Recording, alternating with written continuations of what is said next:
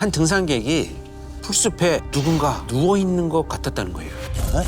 이 시신은 끔찍하게 찍혀 있었는데 한 남성이 머리와 얼굴을 여러 번 내리쳤다. 이건 너무 말이 안 되는 소리를 하고 있는데. 아주 중요한 단서를 하나 찾아내게 됩니다. 피해자의 수첩이었습니다. 이상한 낙서가 하나 있었던 거예요. S, K.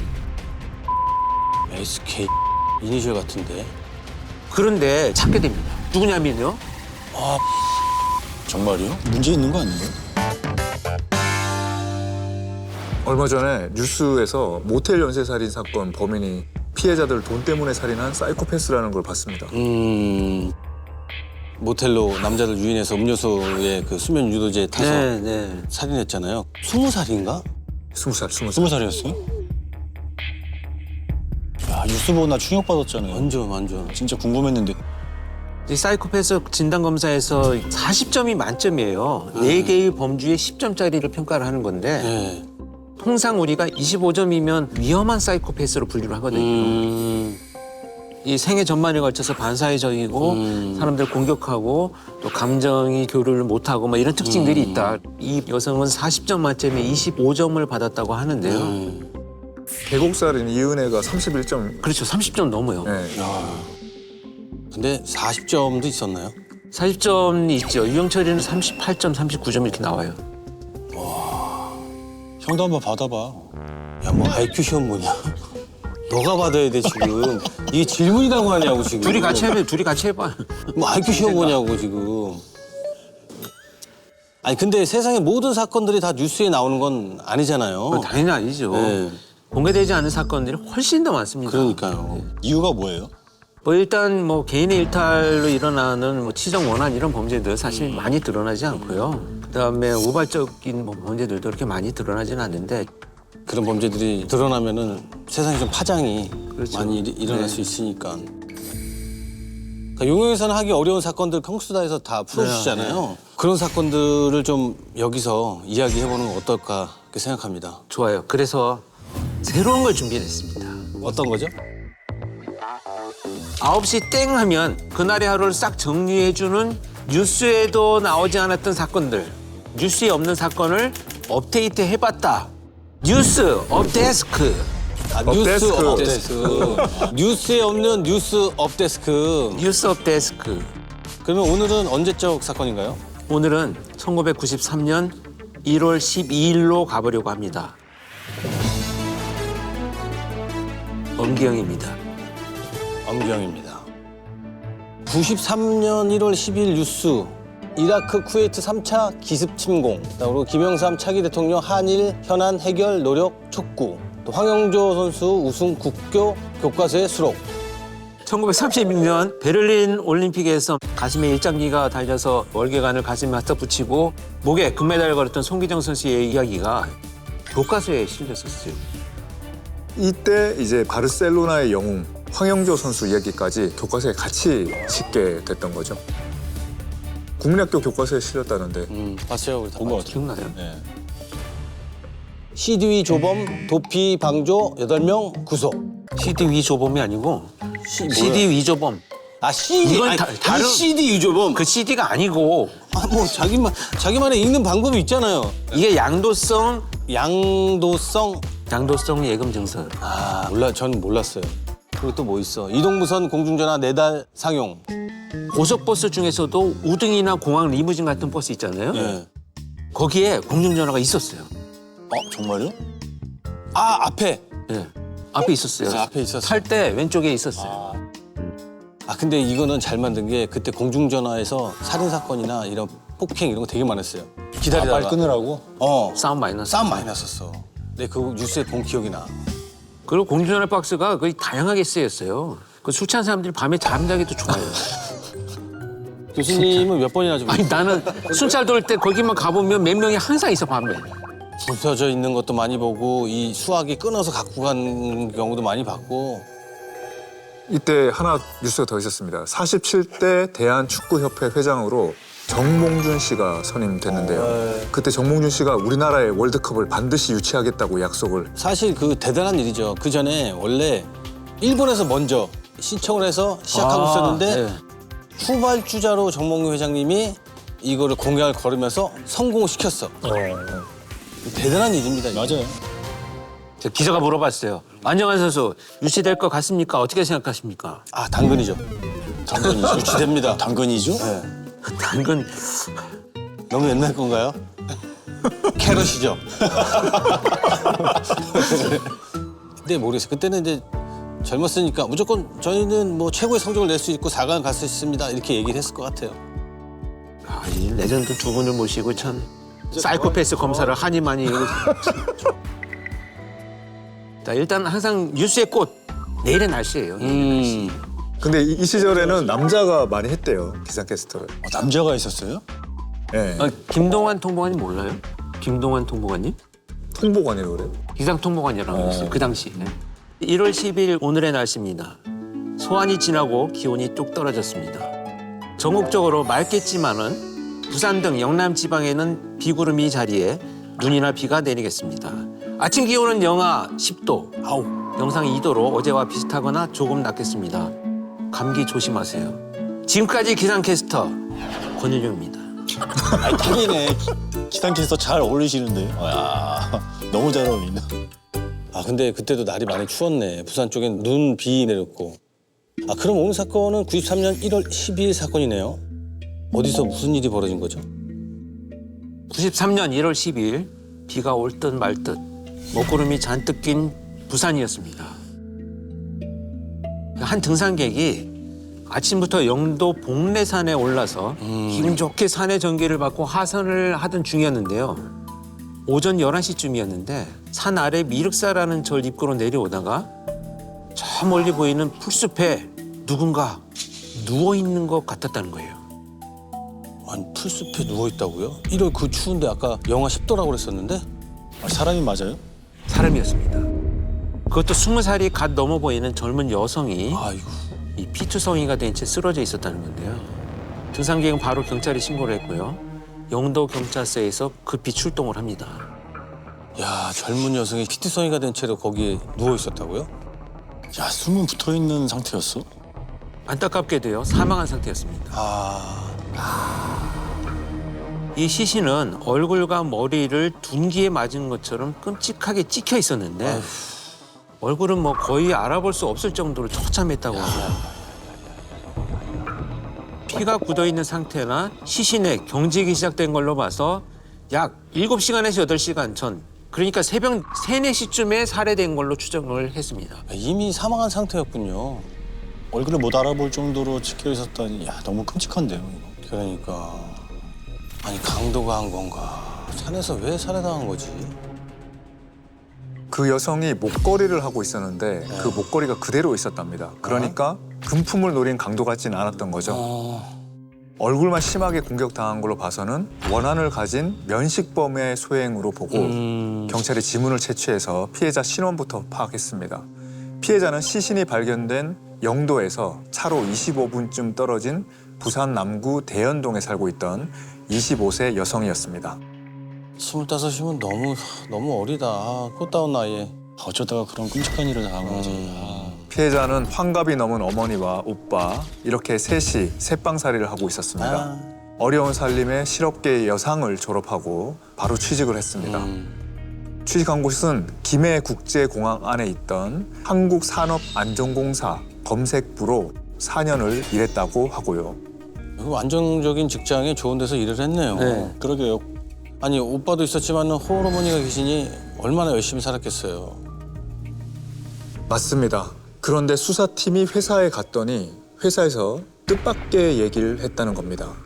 뜻밖의 얘기요? 무슨 얘기를요? 피해 여성이 회사를 안 나온 지가 꽤 됐다는 겁니다. 에? 결혼을 한다면서 일을 그만뒀는데 이게 12월 20일 정도였거든요. 출근을 안 한 지가 벌써 한 달이 다 돼갔던 거죠. 아, 회사를 그만뒀구나. 좋은 날을 앞두고 그런 일이 생기다니, 야. 예비 신랑은 어떤 심정일까? 정말 놀랬겠죠. 직장 동료들 말로는요, 피해자가 평소에 예비 신랑 자랑을 그렇게 많이 했다고 합니다.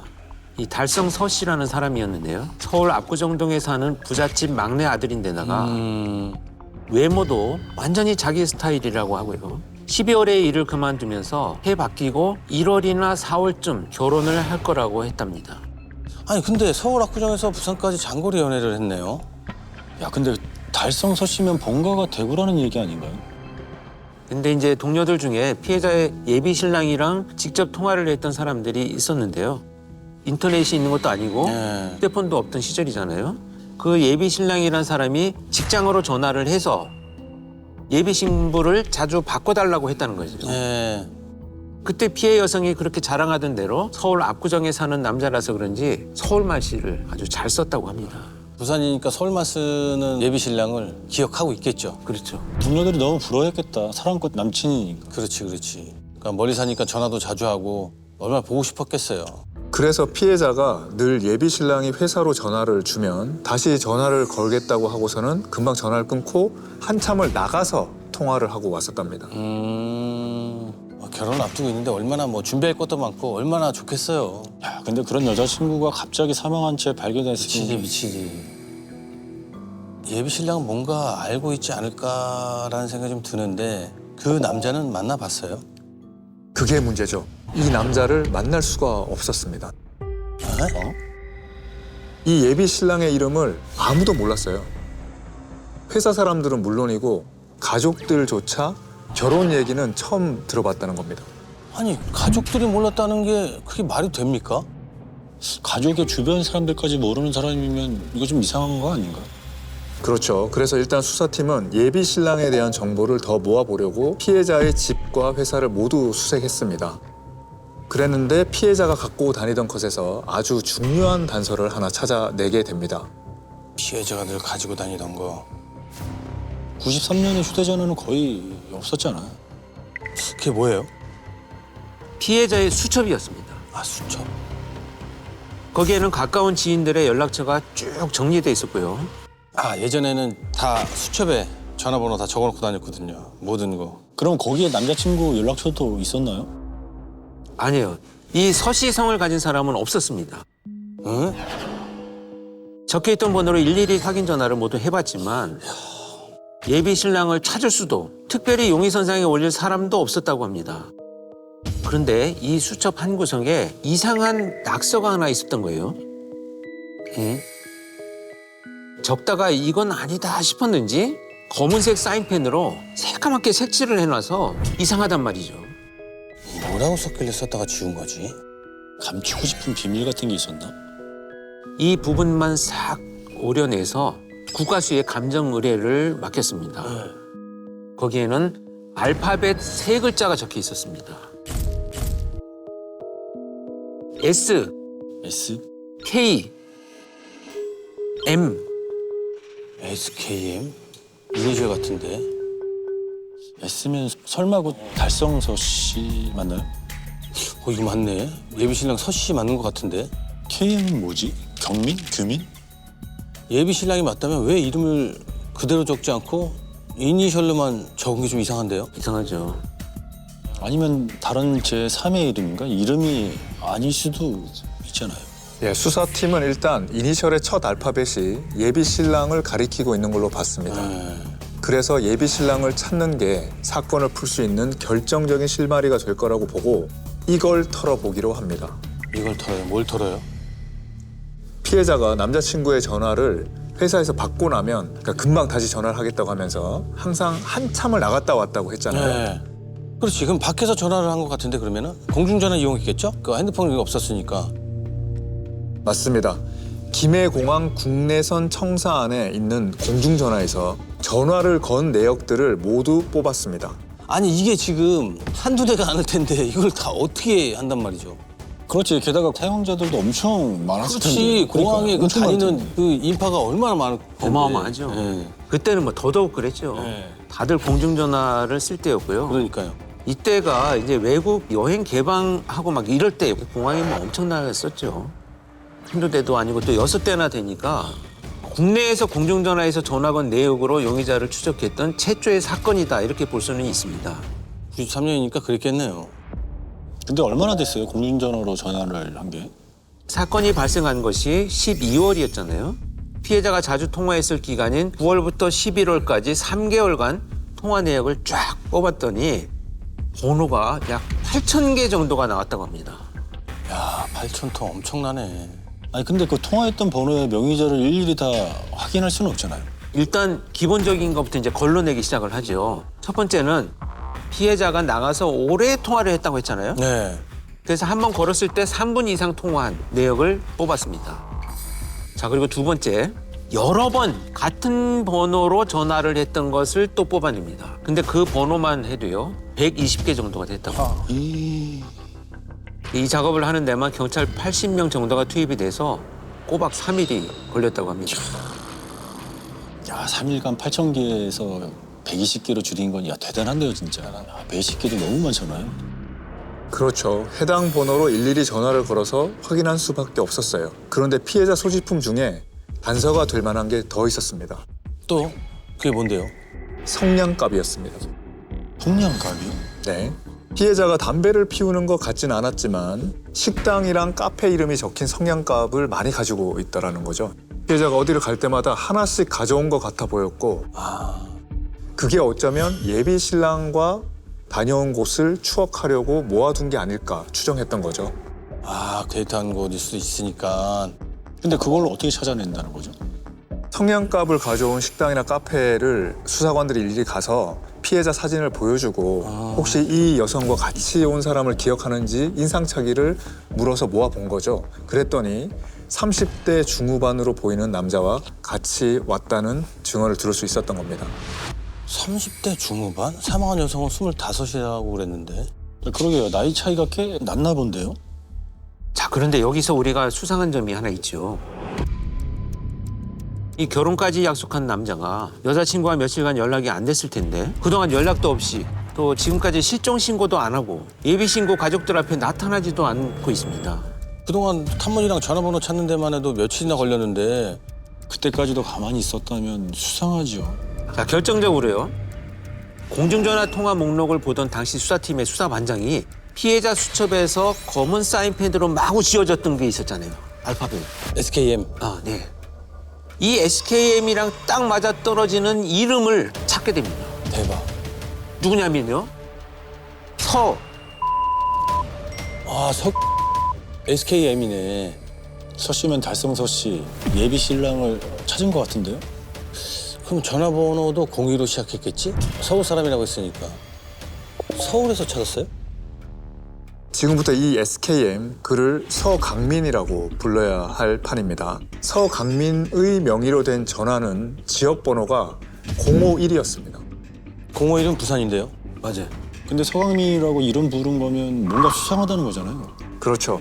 피해자의 수첩에서 나온 이니셜과 피해자가 공중전화에서 자주, 그것도 장시간 통화를 했던 번호의 명의자인데 뭔가 이어져 있는 건 분명했습니다. 게다가 이게 어떻게 된 일인지 수사팀이 그 집에 전화를 걸었더니 웬 여자가 전화를 받았답니다.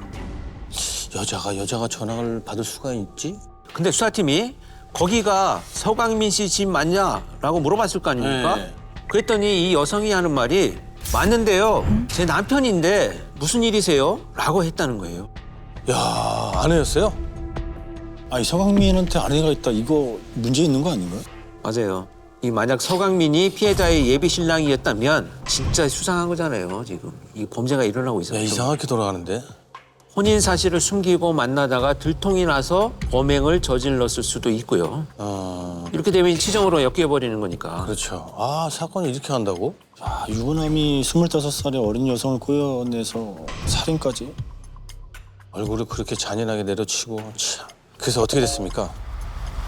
예, 수사팀은 일단 살인사건을 조사 중이라는 말만 던지고 전화를 끊었습니다. 그리고 서강민의 집 근처에서 잠복을 하기 시작합니다. 이 날이 1월 20일, 그러니까 피해자의 시신이 발견된 지 8일째 되던 날이었습니다. 그런데 서강민은 나타나질 않았고요. 뭔가 아내한테 얘기를 듣고 잠적한 거 아닌가? 그런데 다음 날 이 사건을 수사 중이던 영도경찰서로 한 남성이 제발로 옵니다. 그리고는 자기가 피해 여성을 살해했다면서 자백을 합니다. 에? 그게 바로 SKM, 서강민이었습니다. 그럼 서강민 SKM이 범인이 맞았던 거예요? 근데 제발로 자백을 하러 오다니 이게 무슨 일이지? 서강민의 아내가 경찰에 전화를 받고 느낌이 이상했대요. 왜냐면 최근 남편이 이상한 말을 많이 하고 다녔다는 거예요. 갑자기 죽고 싶다. 뭐 이런 말도 하고요. 병원에 콩팥이 필요한 사람이 있는지 알아보라고 하질 않나. 이런 이상한 말들을 자꾸 했다는 겁니다. 뭐야 이거 스스로 목숨 끊겠다는 얘기야 뭐야. 그런 끔찍한 일을 저질러 놓고 야 잡힐까 봐. 와이프들은 다 알지. 갑자기 남편이 변한 걸 보면 모를 수가 없어. 네, 맞아요. 이 사람이 왜 이러나 싶었을 때 경찰 전화를 받았던 거예요. 야 타이밍도 다 그렇게 맞았네. 살인 사건이라고 하니까 얼마나 등골이 서늘했겠습니까. 그래서 물었어요. 당신이 한 짓이야? 이렇게 물었죠. 야 경찰이 자기를 쫓고 있다는 사실을 알았겠네요. 아 그래서 자수를 하러 온 거구나. 맞습니다. 경찰이 자기 집 주변에 잠복하고 있다는 걸 서강민이 눈치를 챈 거죠. 그래서 이웃집에 계속 숨어 있었다고 했고요. 아니 서강민 대체 왜 그랬대? 아 참. 이쯤 되면 다들 예상하셨겠지만 서강민은 압구정 부잣집 아들이 아니었습니다. 야씨. 그냥 부산에서 택시 운전을 하던 37세의 유부남이었습니다. 아 택시 운전사였구나. 야 피해자는 사실을 다 모르고 만났던 거네. 피해자를 속인 건 아니었어요. 두 사람은 2년 전이죠. 1991년 6월에 처음 만났다고 합니다. 부산 동구의 공항버스 정류장에서 출근길이었던 이 피해 여성이 우연히 서강민의 택시를 탔던 거예요. 네. 이건 다 뭐 서강민의 주장이긴 하지만 잠시지만 둘이 말이 꽤 잘 통했다고 합니다. 피해자가 외모 컴플렉스가 있었대요. 첫 만남 때부터 자신에게 호감을 보이더니 다음 날 출근길에도 태워달라고 또 부탁을 했다고 합니다. 아니 피해자 외모 콤플렉스는 왜 얘기하는 거야? 자기가 만나준 거다 뭐 이런 소리 하는 거지 지금. 그런 거죠. 그러니까 그날부터 거의 매일 같은 장소에서 같은 시간에 서강민이 피해자를 만나서 출근을 시켜줬다고 합니다. 피해자가 택시를 타고 출근하는 걸 봤다는 이웃도 있었는데 택시 운전기사랑 피해자가 굉장히 가까워 보여서 좀 이상했다는 진술도 나왔습니다. 그렇게 한 달쯤 지났을 때 서강민은 자기가 전화를 받았다고 주장했습니다. 피해 여성이 택시회사에 물어서 자신의 전화번호를 알아내서 연락을 해왔다고. 그걸 어떻게 믿어? 만약 그렇다면 자기가 먼저 끊어냈어야지. 그렇지. 게다가 피해자가 유부남인 걸 알면서 먼저 연락을 할 리도 없잖아요. 서강민은 피해 여성이 알고 있었다고 주장합니다. 1년 6개월을 아무도 모르게 만나면서 거의 매일같이 부산 송정이나 경남 양산, 진해를 돌아다니면서 여관에서 시간을 보냈다고 했습니다. 멀리도 다녔네. 그거 다 아는 사람들 피해 다닌 거 아니야? 근데 왜 살인까지 저지른 거야? 그러니까. 자, 영업 중에 그렇게 장거리로 여관을 돌아다녔으니 일이 제대로 됐겠습니까? 이 손님 태우는 시간이 점점 줄어드니까 돈을 못 벌었던 거예요. 이 회사의 산학금이라도 택시로 번 돈의 일부를 매일 냈어야 되는데 그걸 못 낼 지경까지 이제 된 거죠. 집에 가져갈 돈이 없으니까 아내는 또 어떻게 했습니까? 집도 파탄이 나는 거죠. 결국 자기는 관계를 정리하려고 피해자한테 얘기를 했대요. 나는 가정이 있지만 너는 처녀니까 이제 좋은 사람을 만나서 시집 가라 이렇게 말을 했다고 합니다. 말도 안 돼. 1년 6개월 그렇게 만나놓고 이제 와서. 지가 좋아서 뭐 돌아다닐 때는 언제고 돈 못 버는 걸 누구 탓을 하는 거지 진짜. 그러니까 결혼하자 해놓고 돈도 없고 아내한테 들킬 것 같으니까 그렇게 얘기를 했겠지. 그런데 서강민은 이제 이렇게 주장을 했습니다. 피해자가 아내랑 이혼을 하고 일본에 도망가서 살자면서 울고 불고 매달렸다고 말입니다. 여기서부터가 정말 말이 안 되는데 살해하던 날 피해자를 태우고 돌아다니다가 새벽 1시가 됐다는 거예요. 집에 들어가라고 데려다 줬는데도 싫다고 우겨서 싸우기 시작을 했대요. 그렇게 새벽 4시쯤 영도 복례산 근처 미륵사 입구에 가서는 자기가 차라리 자신의 목을 졸라서 죽여달라고 했다는 거죠. 피해자한테. 이건 너무 말이 안 되는 소리를 하고 있는데 그 캄캄한 새벽에 절에를 왜 가? 그러니까 죽일 마음이었겠지. 죽여달라니 뭐 왜 여자한테 죽여달래. 그러다가 몸싸움하다 우발적이네 어쩌네 뭐 말도 안 되는 걸 짓거리고 있었겠죠. 맞습니다. 어느새 보니까 피해자 머리가 바위에 부딪혀서 피가 나기 시작했답니다. 피해자가 자기 바지가랑이를 잡고 소리를 지르고 욕을 하길래 화가 나서 자기가 피해 여성의 목을 조르고 돌멩이로 머리와 얼굴을 여러 번 내리쳤다 이렇게 말합니다. 어떻게 참 이 나쁜 놈들은 범인들은 한결같냐. 그러니까 결국엔 다 피해자가 자기를 무슨 뭐 능멸하거나 화를 돋구거나 자기를 모욕했거나 뭐 다 그랬다고 하더라고. 결국은 자기가 목 조르고 뭐 돌멩이 들었다는 거잖아. 그렇지 결국엔 살해한 거야. 그렇습니다. 피 흘리며 쓰러진 피해자를 그 차디찬 풀숲에 버려두고 바로 차를 몰고 현장을 빠져나왔습니다. 그러니까 피가 묻은 점퍼는 벗어서 택시 회사 옆에 버렸다고 했고요. 그리고 집에 와서 잤다고 합니다. 다음 날부터는 다시 택시 운전대를 잡았고요. 아니 사람을 죽여놓고 잠이 와? 그 안에는 무슨 죄야? 정말 그런 황당하네요, 가족들이 다 피해자죠. 예.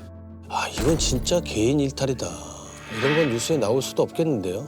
자기 욕망을 채우다가 벌인 살인 사건이다 보니까 뭐 뉴스에는 오르지도 못한 알려지지 않은 사건이 된 거죠. 야 이게 무슨 뭐 인간인데 이거 소모품도 아니고 무슨 장난감도 아니고 이런 식으로 한 여자의 인생을 완전 망친 거예요, 그냥. 한 여자냐 그 호르몬이하고 오빠도 있고 아유 야 이게 황당하네. 이거 정말 피해자만 억울한 사건이네요. 근데 이런 사건들이 뭐 굉장히 많다는 거잖아요. 네, 언론에는 사실 보도되지 않아도요. 대한민국 경찰은 어디인가에서 보이지 않는 곳에서 끊임없이 쉴 새 없이 지금도 수사를 하고 있고요. 사건은 지금도 쏟아지고 있습니다. 1년에 우리 대한민국 살인사건 몇 건 정도 나는지 아세요? 오늘의 교통사고는 뜨잖아요. 그건 저희가 다니면서 볼 수 있는데 이 살인 사건에 대해서는 저희가 알 방법이 없죠. 그게 뭐 있는 어디 네. 발표하는 데도 없고. 있어요. 그게 경찰청 범죄 백서에 네. 매년 공개를 합니다. 아 매년. 네. 살인이라는 죄명, 그러니까 미수까지 다 포함을 해서 네. 한 700건 전후가 왔다 갔다 해요. 700건이요? 하루에 한 건은 살인 사건이 많다는 얘기예요. 근데 이걸 또 해결하다 보면 또 사건이 들어오면 밀려서 해결 못하는 사건도 있을 거 아니에요. 그렇죠. 그러나 이제 지금은 그런 미제팀도 있고 미제팀이 지금 이제 있지만. 수사가 좀 합리적으로 이게 지휘가 되니까 네. 빨리 해결이 되고 있는 거죠.